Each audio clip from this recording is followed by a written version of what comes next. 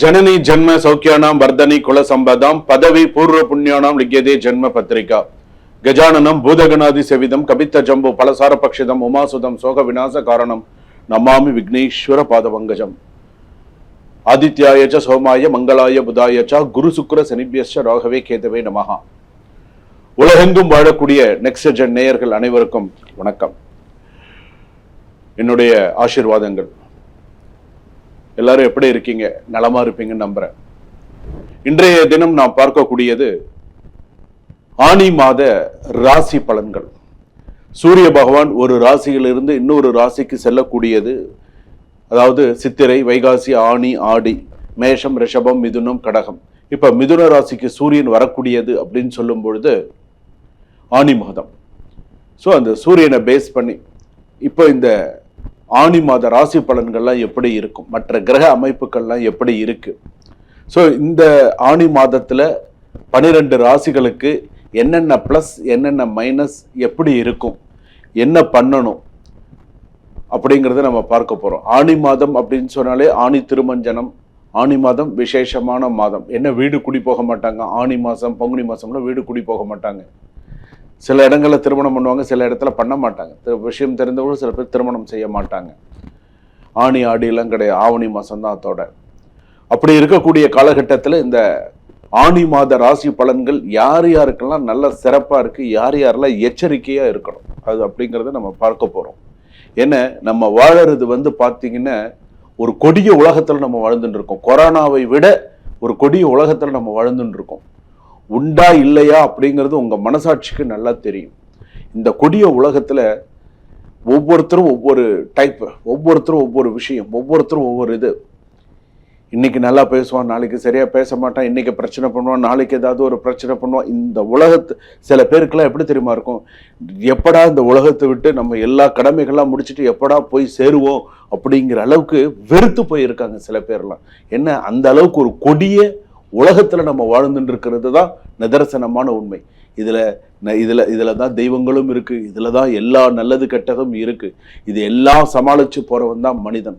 அதனால தான் ஆதி காலத்திலிருந்து இன்றைய தொன்று தொட்டு வரையில பஞ்சாங்கம், திதி வார நட்சத்திர யோகஸ்ட கரணம் செய்வ அப்படின்னு சொல்லும்போது அந்த காலத்திலேருந்து இந்த காலம் வரைக்கும் ஒரு பஞ்சாங்கம் பார்த்து ஒரு நடவு பண்றதுல இருந்து, ஒரு பஞ்சாங்கம் பார்த்து ஒவ்வொரு விஷயங்கள் செய்யறதுல இருந்து எல்லாமே பண்ணிட்டு இருந்தாங்க.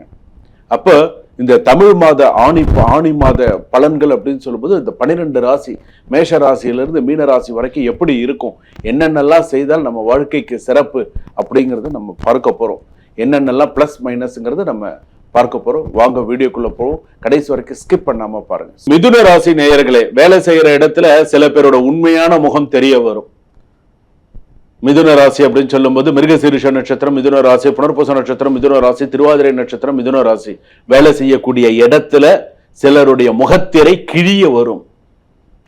இவன் இப்படிதானா, இவ்வளவு நாள் தெரியாம போச்சையா, இவன் உண்மையான சொரூபத்தை காமிச்சிட்டாயா, இவெல்லாம் மனுஷனாயா இவெல்லாம் அப்படிங்கிற அளவுக்கு சில விஷயங்கள்லாம் தெரிய வரதுக்கான வாய்ப்புகள் நிறைய இருக்கு. இவனை போய் நம்ம நம்பாரு சை அப்படிங்கிற அளவுக்கு இருக்கும். ஸோ மிதுன ராசி கொஞ்சம் கவனமா இருக்கு. உங்களை திறமையை பயன்படுத்திக் கொள்ள முயற்சிப்பார்கள். நீ திறமையானாலும் உன் திறமையை மற்றவன் பயன்படுத்தி, உன் திறமையை நீ பயன்படுத்திக்கோயா, மற்றவன் உன் திறமையை பயன்படுத்திக்க கூடாது. மற்றவன் பயன்படுத்திக்க கூடாது உன் திறமையை நீ. ஏன் உனக்கு அந்த அம்சம் உனக்கு இல்லையா? உன் திறமையை மற்றவங்க பயன்படுத்திக்க கூடாது. உன் திறமையை நீயா என்னைக்கு பயன்படுத்திக்கிறியோ அன்னைக்கு தான் நீ இன்னும் சிறப்பா வருவ. உன் திறமையை நீ பயன்படுத்திக்கோ, மற்றவங்களுக்கு எப்படிங்கிறத யோசிச்சு செய். நான் சொல்றதுல எல்லாத்துலயும் ஒரு காரணம் இல்லாமல் இருக்காது.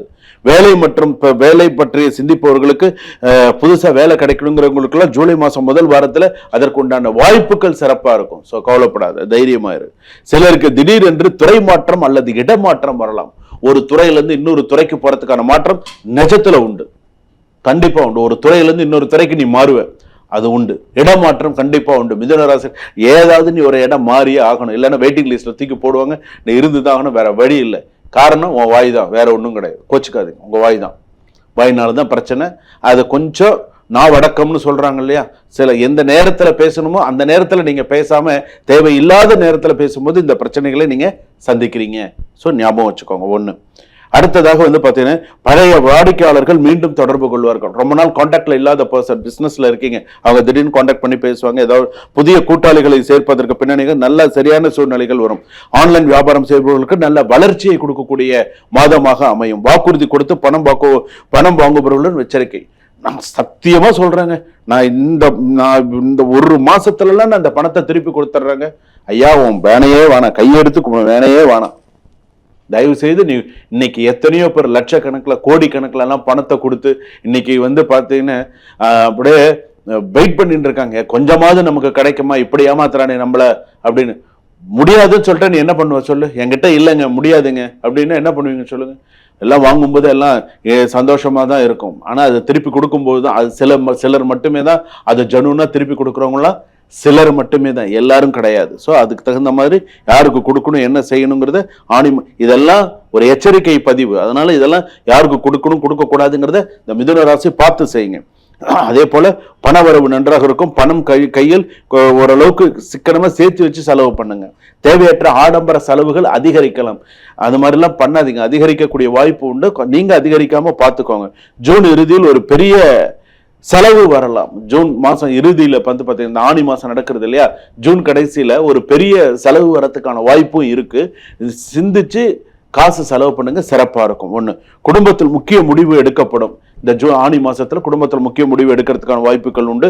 சகோதரர்களுடன் இருந்த பழைய பிரச்சனைகள்லாம் தீர்க்கப்படும். ஸோ அதெல்லாம் ஓரளவுக்கு நல்லா இருக்கும். அதே போல திருமண பேச்சுவார்த்தை எல்லாம் சிறப்பாக இருக்கிறதுக்கான வாய்ப்புகள்லாம் உண்டு. திருமணங்கள்லாம் பேசலாம், நிறைய இருக்கும். மாணவர்களுக்கு கவனச்சிதறல்கள் அதிகமாக இருக்கும். அப்பா டே இப்போ நல்லா படிங்கப்பா, படிச்சாதான்ப்பா கற்றவருக்கு சென்றமிடம் எல்லாம் சிறப்புன்னு சொல்லுவாங்க. கவன சிதறல்கள் மற்ற விஷயத்துல எல்லாம் உன்னோட மைண்ட் கான்சென்ட்ரேட் போச்சு, நீ கடைசியில நம்ம என்ன பண்ணணும், வேற எங்கனாவது பில்டிங் ஒர்க்லாம் பண்றாங்க இல்லையா, அந்த இடத்துல மண்ணு செங்கல் தூக்கிட்டு போக வேண்டிய சூழ்நிலை நமக்கு வந்துடும். இன்னைக்கு எத்தனையோ பேர் அந்த மாதிரிலாம், இன்னைக்கு எத்தனையோ பேர் படிச்சும் சில பேருக்கு அந்த மாதிரிலாம் கஷ்டப்படுறாங்க. என்ன அந்த மாதிரி அதனால கவன சிதறல்கள் இல்லாம நல்லா படிங்க. உன்னை படிக்க வச்சதுக்கு 4 எருவு மாடு வாங்கி உனக்கு கொடுத்துருக்கலாம் அப்படின்ற அளவுக்கு கூட சொல்லுவாங்க. ஸோ அதனால கொஞ்சம் கரெக்டா பேசி கரெக்டா பண்ணு. ஜூன் 21, ஜூலை 5, ஜூலை 14 நீ எச்சரிக்கையா இருக்க வேண்டிய நாள். ஸோ இந்த நாளடி கவனமா இரு. நெருங்கிய நண்பர்கள் ஒருவரால் உனக்கு ஏமாற்றம் வரும், கவனமா இரு. பணம் தொடர்பான வாக்குறுதி கொடுக்காத. 2வது, எல்லாம் சரியாக இருக்கிறது என்றும் மறைமுக பிரச்சனைகள், மறைமுக எதிரிகள் வரும். ஸோ கவனமா இரு. எதுல கவனமா இருக்கணும், எப்படி பேசணும், என்ன பண்ணணுங்கிறதுல கவனமா இருக்கும். மிதுன ராசி பொறுத்த அளவுக்கு உன் வீட்டு பக்கத்துல பெருமாள் கோவில் இருந்தது அப்படின்னு சொன்னா நெய் தீபம் ஏற்றி வழிபாடு பண்ணு. பெருமாள் கோவில நெய் தீபம் ஏற்றி வழிபாடு பண்ணு. வீட்டுல பெருமாள் இருக்கா, வீட்டுல பெருமாளுக்கு ஒரு நெய் தீபம் ஏற்றி வழிபாடு பண்ணு. சனிக்கிழமையில பண்ணு, கால நேரத்துல பண்ணு, சைவமா இருந்து பண்ணு. சரியா? சுபம்.